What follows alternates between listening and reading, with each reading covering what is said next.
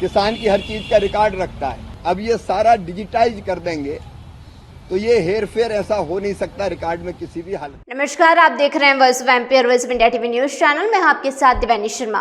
केंद्रीय कृषि विकास और किसान कल्याण मंत्री शिवराज सिंह चौहान ने कहा है कि अब रेवेन्यू अमला किसानों के रिकॉर्ड और फसल नुकसान के सर्वे में हेरफेर नहीं कर सकेगा। इसके लिए केंद्र सरकार डिजिटल एग्रीकल्चर मिशन का गठन करने जा रही है। इससे किसानों से होने वाले हेरफेर को रोकने में मदद मिलेगी। भोपाल के लिंक रोड स्थित निवास पर शुक्रवार को शिवराज सिंह चौहान ने प्रेस कॉन्फ्रेंस की। केंद्रीय मंत्री ने कहा है कि वर्तमान में रेवेन्यू का अमला किसान की हर डिटेल का रिकॉर्ड रखता है। डिजिटलाइजेशन के बाद रेवेन्यू अमला हेरफेर नहीं कर सकेगा। नुकसान हुआ तो वास्तव में कितना हुआ है इसका पता चल जाएगा। बोवनी के समय जैसे ही फसल आएगी वैसे ही फोटो अपलोड कर दिए जाएंगे। इससे हेराफेरी नहीं की जा सकेगी।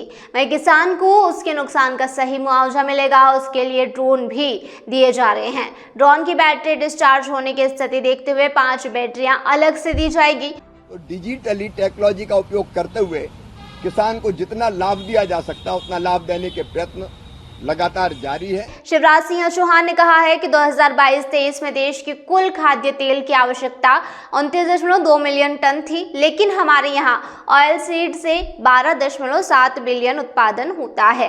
बाकी मांग पूरी करने के लिए विदेशों पर या आयात पर निर्भर रहना पड़ता है।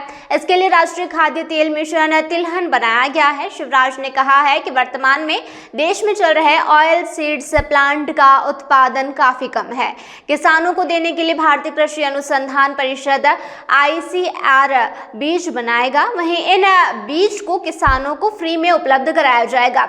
इसके लिए देश भर में 600 क्लस्टर बनाए जाएंगे। देश भर के 21 राज्यों के 347 राज्यों में जहां भी ऑयल सीड्स का उत्पादन होता है उन राज्यों को विशेष रूप से लिया गया है। किसानों को इन क्लस्टर में फ्री में बीज ट्रेनिंग, नई टेक्नोलॉजी से खेती कैसे करें इसकी जानकारी दी जाएगी। ऐसी सुविधाएं इस मिशन के तहत दी जाएगी। केंद्रीय मंत्री शिवराज सिंह चौहान ने कहा है कि देश भर में हर साल 10 लाख हेक्टेयर एरिया में खेती की जाएगी। उन्नत बीजों की कमी पूरी करने के लिए 65 नए बीज केंद्र बनाए जाएंगे। बीजों को सुरक्षित रखने के लिए 50 बीज भंडारण इकाइयां भी बनाई जाएगी। उन्होंने कहा कि उन राज्यों पर ज्यादा ध्यान दे रहे हैं जहां केवल एक फसल खरीफ की लेते हैं। इंटरक्रॉपिंग का भी उपयोग किया जाएगा। अलग अलग फसलों के बीच में ये बीज फसलें लगाई जा सकती है। CAR ये बीज बनाएगा, ब्रीडर सीड, उससे सर्टिफाइड सीड, फाउंडेशन सीड, फिर सर्टिफाइड सीड बना के किसानों को फ्री में उपलब्ध कराए जाएंगे।